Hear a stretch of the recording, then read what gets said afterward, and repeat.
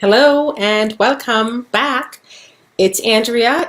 Well, I decided today that I wanted to talk about mastering your metrics and mastering your profit because I feel that when is the best time to learn about running a business? Is it when the business is going great or is it in the tough times? And I think the answer for most people, it's when the business is having its challenges.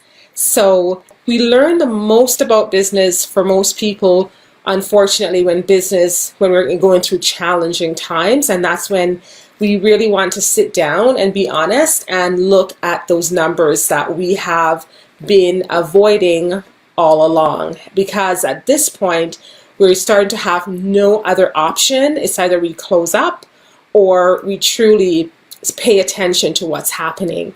So I've been looking at it and thinking, you know what? It is time for us to talk about mastering those metrics.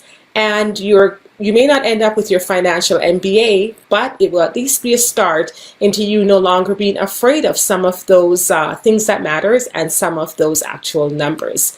So I'm going to step into it with you. And I think one of the most important things I talked about was understanding the balance sheet. That balance sheet in your business is important. And you may be saying, what is the balance sheet? And have you even looked at it, or do you have one? Do you do one for your business? Have you looked at any of your numbers? Have you cared about it? And if you haven't, it's never too late to start looking at the balance sheet and those numbers. The next one is the investing cash, investing activities. So when a company goes out and you buy a property, you buy a building, you may buy equipment. That could be, computers for the business. You might buy furniture and desk, and all those things that you buy for your business would be considered your investing activities or investing cash. If you're also buying, let's see, vehicles, some businesses, they like to advertise you need a vehicle to get around.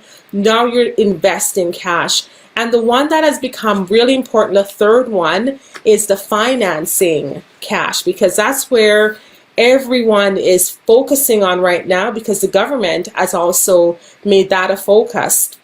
To have money available, financing, loans are going out, especially if you're here in Canada. That's some of the things that's happening for many small businesses. So the financing activities is where everyone is leaning towards, because they're realizing that their companies are needing help. You need some money to keep it going.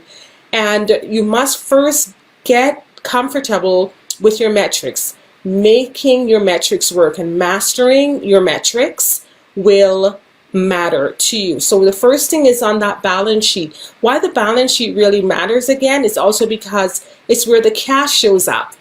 Next, I really want to talk to you about the burn rate.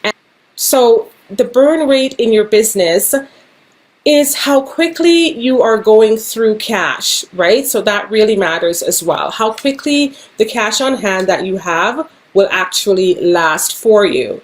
And then the next one is hold off for sure on any major purchases that you are actually going to make. So that's some of the way that we can reduce that burn rate. And again, that burn rate is how quickly you're going to go through some of the cash that you actually have on hand, right? So those are some of the things about mastering your metrics and understanding the different types of cash that you have in your business. Where does it come from and what's happening with it? And start learning to not be intimidated by that balance sheet, because it's really the lifeblood. It really tells you how much cash is on hand, how much can pay for immediate things, and then you can make your decisions from there.